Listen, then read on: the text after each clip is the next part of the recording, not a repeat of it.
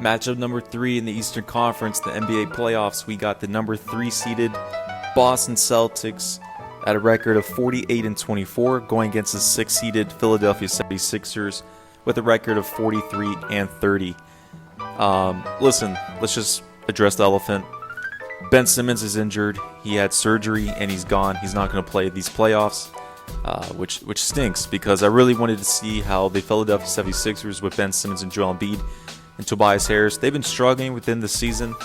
We really expected them at the beginning of the season to make the conference finals, to go against the Milwaukee Bucks. Some people had the Sixers in the finals, but now they're actually a 6-seeded, and if there was Ben Simmons or not, people still pick the Sixers to lose in the first round to the Boston Celtics.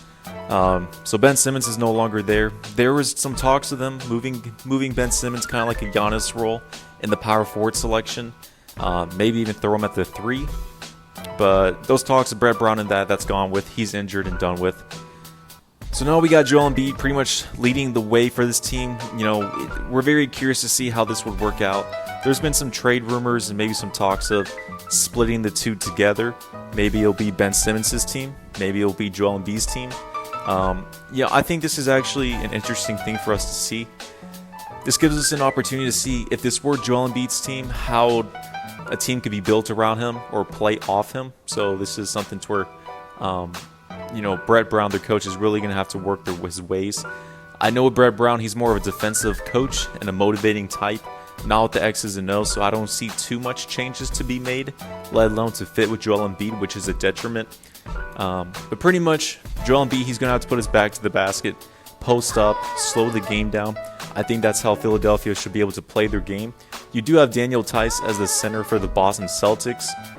He's a great center. I think Joel Embiid can be able to dominate if he is in the post. I think since Ben Simmons is gone with, and they need more offenses for Joel Embiid, I think he's going to be able to be accustomed to be able to beam in the perimeter, shoot more shots on the elbow. I don't agree with that. I think he should do that around 20% of his game and 80% majority to be in the post.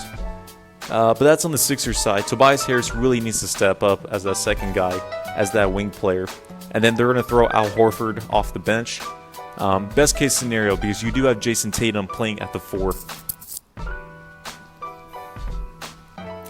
This pretty much addresses now to the Boston Celtics. I think this series, if it were with Ben Simmons and Joel Embiid, I thought that was going to go 7 games. Ben Simmons is no longer there. I think this is pretty much going to be a shorter series as it is.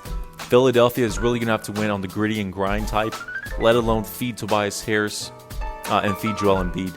And Joel Embiid would have to be in the post. But on the Celtics side, I think they're fine within this series. I think there may be a few close games, but I think Boston Celtics pretty much have the series wrapped up in the bag. On the Celtics side, Jason Tatum, I think he's going to have a greater series. He can be inconsistent at some times. I think he's going to easily average 25 this series. Pretty much have his way with the 76ers. The Sixers lineup is very off custom, and it doesn't really make sense. If you're looking at their starting lineup, they're going to move Shake Milton to the point guard position. You have Josh Richardson at the 2. At the 3, you're probably going to have Tobias Harris, and then maybe you have to put Tobias Harris at the 4 as well. But who comes off to be on your 3 right now? Are you going to be able to put Glenn Robinson Jr., a 3-and-D type player, wing? There's some other cats they can throw in there as well, but Joel Embiid is at the 5. I think Gordon Hayward, he's going to be able to fit very well on this team, as he always has, but especially in this playoff series. And Kemba Walker, if you have Shake Milton on you, Kemba's going to have a great series alongside with Jason Tatum. Not too much to talk about within the series. We know with Ben Simmons, it's a detriment of his injury.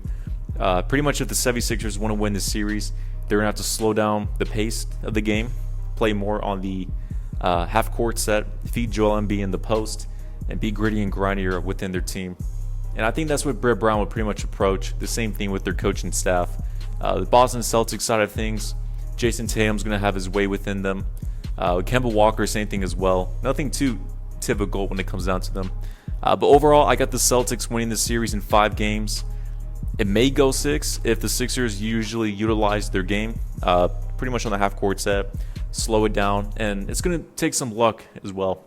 But there's no way I see the Sixers win this series. Joel Embiid, we don't know with his injury. He was injured a couple of games within the bubble, especially missing the game against Phoenix.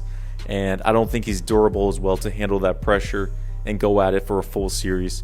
Because before last season, he had Ben Simmons and Jimmy Butler, but now it's just him as the main guy, and then with Tobias Harris, who is inconsistent, and I just don't trust him within that series. So Boston, I got winning in 5.